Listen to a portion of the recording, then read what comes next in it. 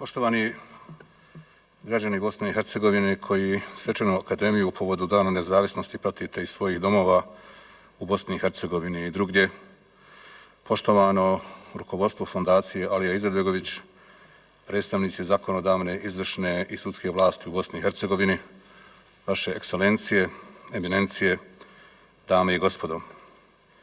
Prije ostalog, dozvolite mi da vam uputim čestitku u povodu Dana nezavisnosti Bosne i Hercegovine.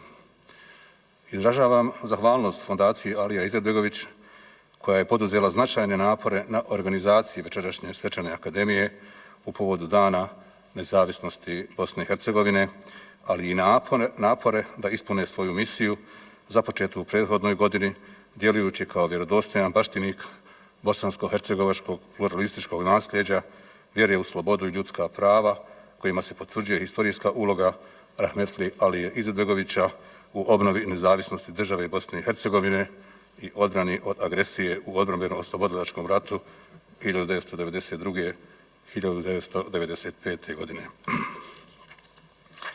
Zahvalnost upućujem i kolektivima javnog servisa radio-televizije Bosne i Hercegovine, Narodnog pozorišta u Sarajevu, Sarajevskoj filharmoniji i drugima koji su tome doprinijeli. Zahvaljujem se akademiku Mirku Pejanoviću i Akademiji nauka i umjetnosti Bosne i Hercegovine što razumiju značaj večerašnjeg okupljanja. Odajem priznanje umjetnicima koji su uzeli učešća u programu Svečane akademije u povodu Dana nezavisnosti Bosne i Hercegovine, njihovoj predanosti i privrženosti temeljnim vrijednostima bosansko-hercegovačkog društva. Najdublje izraze poštovanja upućujem građanima koji su tokom ove pošasti pandemije COVID-19 izgubili svoje najbliže. Koristim i ovu priliku da im izrazim svoje najdublje saučešće. Izražavam žaljenje što večerašnjoj svečanosti zbog epidemioloških mjera nisu u mogućnosti prisustvovati svi oni koji su željeli biti sa nama.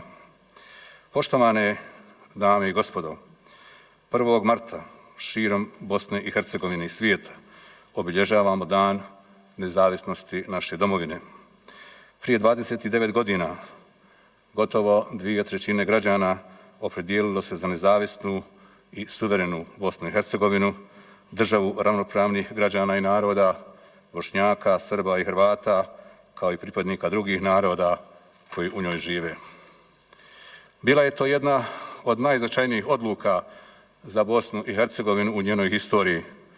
Odluka kojom je nakon stoljeća tuđih uprava i djelovanja unutar različitih državnih zajednica naša zemlja obnovila svoju punu nezavisnost i suverenitet. Na temeljima antifašističke borbe, u teškim okolnostima dvostruke agresije koja je uslijedila, Bosna i Hercegovina se izborila za svoju nezavisnost i postala međunarodno priznata država, punopravna članica Ujedinjenih nacija.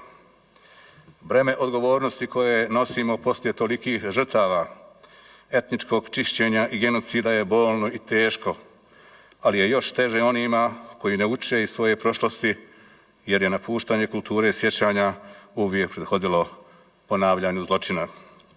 Oni koji smatraju da je to breme koje opterećuje buduće odnose u Bosni i Hercegovini, neka to pokušaju kazati Jevrejima širom svijeta i drugima koji su imali slična historijska iskustva. Neka to pokušaju kazati hiljadama naših građana čiji su najbliži položili svoje živote za odbranu Bosne i Hercegovine, nezavisne i demokratske države. Dan nezavisnosti je još jedna prilika da ih se sjetimo uz duboku zahvalnost što danas živimo u miru i slobodi i što imamo svoju državu. Prisjećamo se u ovom velikom danu sa posebnim poštovanjem i prvog predsjednika nezavisne Bosne i Hercegovine, rahmetli Alije Izetbegovića, koji u teškim unutrašnjim i međunarodnim okolnostima odlučno poveo bosansko-hercegovačke patriote na put oslobođenja i nezavisnosti naše zemlje. Mi koji danas u značajnom dijelu naše zemlje uživamo najveće demokratske slobode, nerijetko i sa mislima da je to nešto što se podrazumijeva, ne smijemo zaboraviti da to nije olako stečeno. Za slobodu i demokratiju koje danas uživamo zaslužni su u najvećoj mjeri bosansko-hercegovački branioci i njihov vrhovni komandant Alija Izetbegović. Tu historijsku činjenicu nikada niko neće moći osporiti. Poštovane dame i gospodo, Bosna i Hercegovina je danas cjelovita i odbranjena. I večerašnja svečanost je prilika da zajednički pokažemo da je više onih koji ovu zemlju vole i poštuju i koji su spremni da sačuvaju njenu državnost i suverenitet, da brane demokratske vrijednosti i ravnopravnost svih njenih građana. Nažalost, ideologije koje su krajem prošlog stoljeća dovele do krvoprolića na prostorima bivše Jugoslavije nisu u potpunosti poražene i toga trebamo biti svjesni.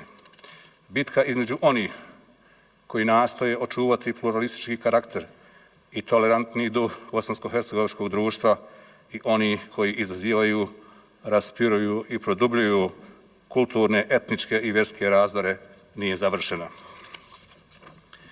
Pokušaji osporavanja suvereniteta i nepoštivanja Ustava, zakona i institucija Bosne i Hercegovine neodgovorno gase sve učinjene napore da se Bosna i Hercegovina okrene socijalnim pitanjima i napretku. Tu posebno treba istaći sve učestalije i agresivnije negiranje genocida i veličanje ratnih zločinaca te njihovo sramno nagrađivanje od strane legalnih državnih institucija u entitetu Republika Srpska na očigled domaće i međunarodne javnosti. Propusti da se ponište posljedice neopisivih zločina koji su pokidali naše društvo, da se o njima kaže puna istina, zasigurno bi došli kao nagrada onima koji su ih počinili, te bismo istovremeno poslali opasnu poruku da se zločini u konačnici isplate. Zbog takvih propusta koji prijete da naruše pozitivne procese u Bosni i Hercegovini, sa ovog mjesta i u ovom posebnom danu želim još jednom upozoriti na njihov pogubni uticaj i na hitnost i neophodnost donošenja zakona koji bi to trajno zaustavio. Prije svega mislim na Zakon o zabrani negiranja genocida.